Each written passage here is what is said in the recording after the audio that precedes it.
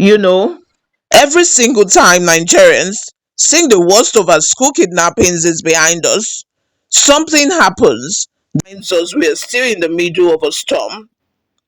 And this week, that reminder came from Maga, a quiet community in Danko Wasago local government area of Kebbi State, where 25 young schoolgirls were abducted in the early hours of Monday.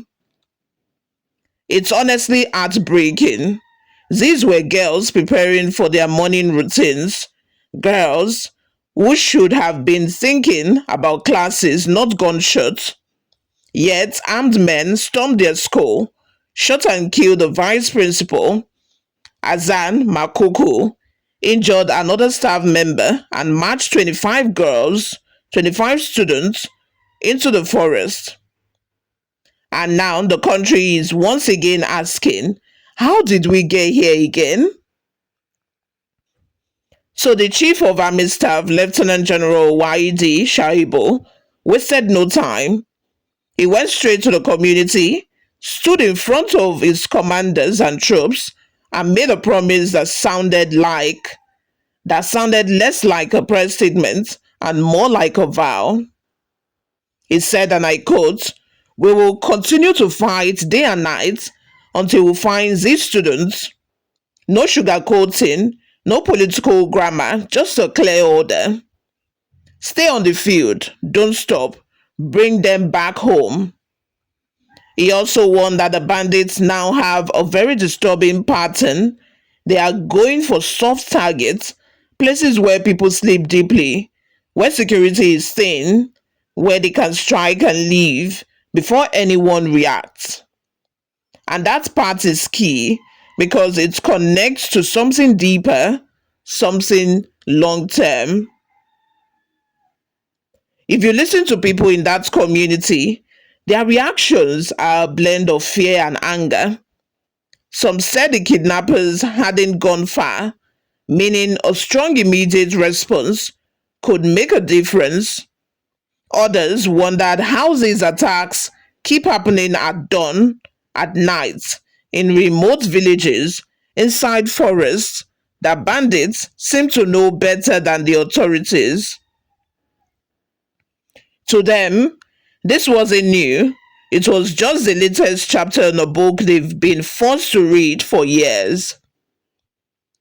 Is insecurity actually getting worse under President Tinubu? Let's talk about this honestly, not with emotions, not for politics, just plainly. And I'll give you both sides because the debate isn't one directional. Some Nigerians genuinely believe this, and their reasons aren't imaginary. The abductions never stopped. They appear to be escalating. When 25 young girls are snatched at once, it reminds people of a Chibok era, the Japshi era, the Bethel Baptist era. It tells them that the ship isn't steady yet.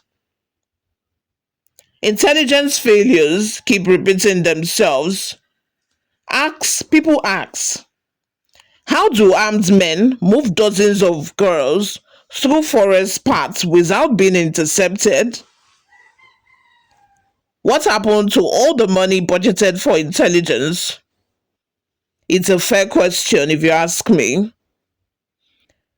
The Safe Schools initiative isn't visible in many rural areas. Most of the worst hit schools have no perimeter fence, no surveillance, no early warning system, nothing. Every time there is a mass abduction, regular Nigerians feel like the state is playing catch up instead of preventing attacks.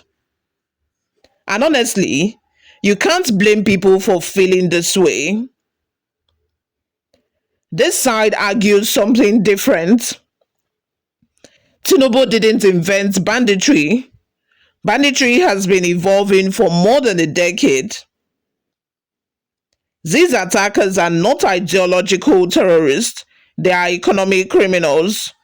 They are not trying to overthrow the government, They are looking for ransoms. That makes them harder to predict. They strike wherever the opportunity seems easiest. Northern Forest stretches across multiple states. These bandits know the terrain like home, soldiers don't. The response this time has been swift. Immediately after the attack, tactical police units, soldiers, and vigilantes moved into the forest. It's not perfect, but it's not a government sitting idle. This is a decades long breakdown of rural security, not a 1 year problem. If states, local government, federal agencies, and community structures have all been weak for years, you can't expect a miracle turnaround overnight. So, where does this leave us? Is insecurity getting worse, or does it just feel worse? The truth is, both sides have valid points. Kidnappings like this aren't just statistical, they are human lives, young girls, families broken, communities traumatized. When these things happen repeatedly, it feels like things are collapsing. But on the other hand, the root causes, poverty, forex, sanctuaries, weak intelligence, porous borders, corruption, under policing, didn't start today. They've been growing for years while governments changed hands. Even now, whether Tinubu can or cannot fix it fully is not a 1 year question. But events like this show us how urgently things need to change. What are the takeaways, my people? If Nigeria truly wants to end this cycle, we need real working intelligence, early warning system in schools, drones and surveillance tech in forest corridors, stronger local security networks, proper punishment for captured bandits, interstate collaboration, and above all, political will that doesn't stop at press conferences. Because the bandits have a strategy, the question now is, does Nigeria have a stronger one? As we record this analysis, 25 girls are still out there, but yesterday, an update got to us that one of the girls escaped. Somewhere in the forest, they are somewhere out there in the forest between Kebbi and Zamfara State. Their parents are waiting, hoping and praying. Had the entire country, and the entire country is watching to see if the government can keep its promise, not just with words, but with results. My name remains Oluwayomi Temlola, and you've been watching Newsroom Nigeria.